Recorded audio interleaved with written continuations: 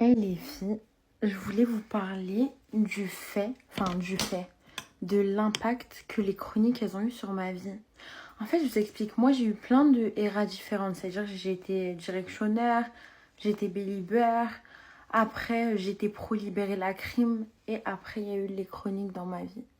Et ça a duré grave longtemps. Les filles, quand je vous dis que ça a eu un impact sur ma vie, genre je prenais trop les chroniques à cœur, ça veut dire que tu dis une petite de 15 ans, même 14 ans, elle lit des trucs comme ça et tout. Pour moi, c'était normal d'être avec un voyou. Genre, je me disais, ouais, moi plus tard, je vais me marier avec un voyou et tout.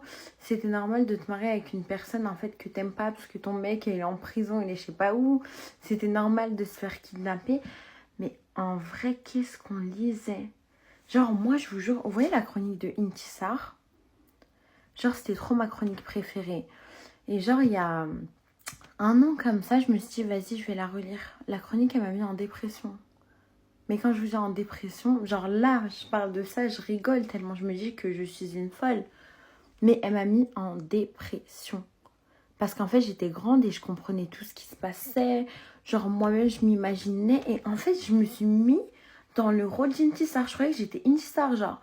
Je marchais, je cherchais des Clio blanches, les filles. Genre, vraiment... Les chroniques, est-ce qu'il y a que moi qui suis folle ou vous aussi ça a eu un impact dans vos vies? Vraiment, genre dites-moi. Je me sens la starbée du coin, genre la folle du village.